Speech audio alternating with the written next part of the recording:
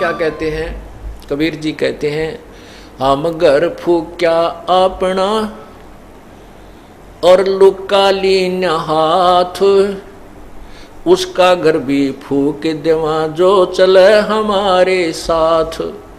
परमात्मा कहते हमने तो अपना घर जला दिया और एक बढ़ता हुआ मसाल हाथ में ले रखा, मिराड मसाल, और उसका भी घर फूक दें जो हमारे साथ चलेगा, उसका भी घर का नाश कर देते हैं। अब यहाँ इस बात को समझना है कैसे नाश करते हैं। हमारे शरीर में और ज़्यादा जो मोह ममता रूपी घर किए हुए हैं, ये अड़ंगा भरा है।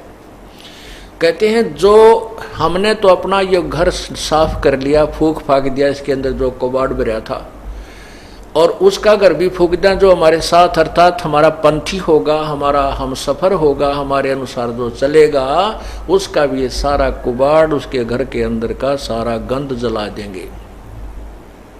हम घर फूक्या अपना और लुका लेना हाथ, उसका घर भी फूक देवा जो चले हमारे साथ। एक बार श्री नानक जी अपने दो वो शिष्यों के, विशेष शिष्य थे उनके साथ भ्रमण पर जा रहे थे। एक वृद्धा उनकी बहुत अच्छी सेविका थी, वो उनके वहाँ रुके, तीनों जने। बुढ़िया ने बड़ी सेवा करी, गायें बांध रखी थी। हाँ, पहले वो जाते थे तो बुढ़िया बहुत ज़्यादा समय गुरुजी के पास बैठ करके ज्ञान सुनने में लगाती थी। दूसरी बार जब वो दूसरी तीसरी बार गए तो वह बुढ़िया ने गाय ले ली मोल। गाय लेकर के उसको परवरिश में लगी रहती थी। गुरुजी गए तो उनको अच्छा दूध, गाय का, फिर दही मक्खन, खूब सेवा की। और गुरुजी के पास थोड़ी बैठे, गाय के संभाल घनी करे, और बैठे जब गाय की चर्चा कर दे, गुरुजी गाय बहुत अच्छी है, इतना दूध देती है, ये तो 2 महीने पहले भी, 1 महीना पहले दूध देना बंद करती है, फिर तुरंत ब्याह जाती है। अब फिर क्या कहती है परमात्मा, जब गुरुजी चलने लगे, सुबह न बोले भगवान करे बुढ़िया तेरी गाँव मरियो। ओ ले भाई, ये गाँव मरियो, ये आशीर्वाद दे दिया कि परमात्मा रब करे तेरी गाँव मरियो। अब बुढ़िया भी गुरुजी के मुँह का न देखे, भाई यूँ के कहा, गुरुजी ने अच्छी सेवा करी, दूध पियाया, घी खवाया, गाय का, ये मरियो। तो आगे चल के वो दोनों शिष्य पूछने लगे, गुरुदेव आपने उस बुढ़िया का दिल तोड़ दिया, वो तो बड़ी खुश हो रही थी गाय को पाल करके, और आपने दुर्शीष दे दी कि उसकी गाय मरे और वो तो बहुत दुखी हो जाएगी। तो गुरुजी बोले, भाई फिर बताऊंगा इस प्रश्न का उत्तर, अभी मैं कुछ नहीं दे सकता। अब वह तीसरे दिन गाय मर गई, बीमार होकर गाय मर गई। बुढ़िया 2-4 दिन तक दुख पाई, फिर वह फुर्सत होगी। तो पहले तो वो नितनेम सुबह का जो गुटका भी ना कर पावा थी, है उस गाय मुड़जी पुड़ज रह जाती, दिन मरण के रह रहे, थोड़े कति बुढ़ापा हो रहा, कोडी कोडी चालर गां के चिपटी रही थी, भजन ना करे थी। तो फिर वह बुढ़िया ने, वो भजन का समय खूब मिल गया, अपना अच्छा भजन करे, सुबह शाम दोपहर दिन में भी, उलगी सी होगी। फिर गुरुजी आए 2-1 महीना के बाद। अब उन चेलों को ये हो रही बुढ़िया जाते मोगरा मारेगी महाराज, भाई तू खड़ा आ गया, मेरी गाँव मरेगी, आशीर्वाद दुर्शाशीष दे के गए थे। तो जाते ही बुढ़िया ने बड़ी सेवा करी, खाट बिछाई, बैठाए गुरुदेव को।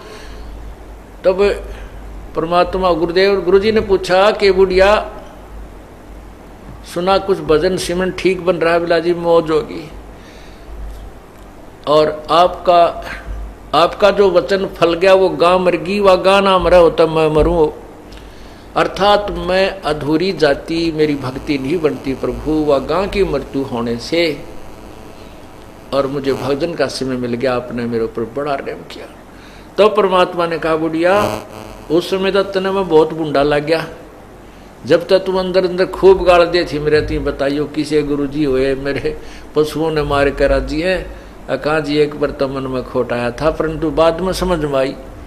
तब परमात्मा उस गुरुदेव ने बताया श्री नानक जी ने कि बुढ़िया ये काल का जाल है, ईब तेरा कौन सा पहलवान बनने का समय है, अपने 2 रोटी खा लो की सूखी भजन करे, बताई दूध मत के काटेगी के दही न फूकेगी, टाइम तेरा थोड़ा सा रह रहा है, भक्ति तू कर नहीं रही थी, सारा दिन गांव की चर्चा चल रही थी, इससे के चक्कर में रह थी, मैं भी तेरे पास डटा तो तूने सारा दिन में तो जो है ना 10% मेरी बात सुनी, 90% तू अपने झंझट में फंस रही थी। अब तेरे उपकार के लिए ये आशीर्वाद देना पड़ा कि तेरी या गऊ यहाँ से छुटे। तो पुण्यात्मा फिर बुढ़िया का कसौटी समझ में आ गई, अके भगवान कति नाश हो गया था, मेरे तो अंतिम समय आ रहा था और कति राम नाम की रुचि रही नहीं थी, गाय मुड़ हो रही थी। तो पुण्यात्मा संत जो करते हैं वो ठीक करते हैं, भगवान जो करता है वो बहुत अच्छा करता है। उसके लिए क्या बताते हैं कि कोट जन्म तन भर मत होगे कुछ ना हाथ लगा रे, कुकर सुकर खरबा बोरे कौआ हंस वगारे, कोटि जन्म तू राजा की न मिटी न मन की आशा, और भिक्षक होकर दर दर घूम लिया ये मिला ना निर्गुण रासा। इंद्र कुबेर इसकी पदवी ब्रह्मा वरुण धर्मराया, और विष्णुनाथ के लोक को जाके फिर भी उल्टा आया। अब उस माई का यह बात समझ में आई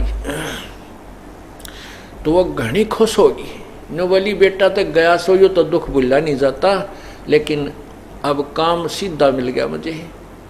अपनी भक्ति करी बुढ़िया ने खूब डट के, और कहते हैं वहाँ उसके दूसरे पड़ोसी बता रहे थे कि शाम के समय एक पैर नीचे बुढ़िया का, एक पैर ऊपर, और नो कड़लाएं जैसे नो की नो सुबह बैठी पाई मरी पाई, आराम से गई, यानी इतना सुंदर मौत हुई पता भी नहीं चला। तो पुण्यात्माओं इस काल के जाल को परमात्मा सब मिलकर जागरूकता लाए, पाखंड और अंधविश्वास को जड़ से मिटाए। अंधश्रद्धा भक्ति मानव जीवन के लिए बेहद खतरनाक है। शिक्षित समाज से निवेदन है कि नकली और शास्त्र विरुद्ध साधना बताने वाले धर्म गुरुओं से बचे तथा नकली धर्म गुरु का विरोध करे। सभी धर्मों में पाखंडवाद चरम सीमा पर है। समाज को चाहिए कि गलत साधना बताने वाले धर्म गुरुओं का डटकर विरोध करे।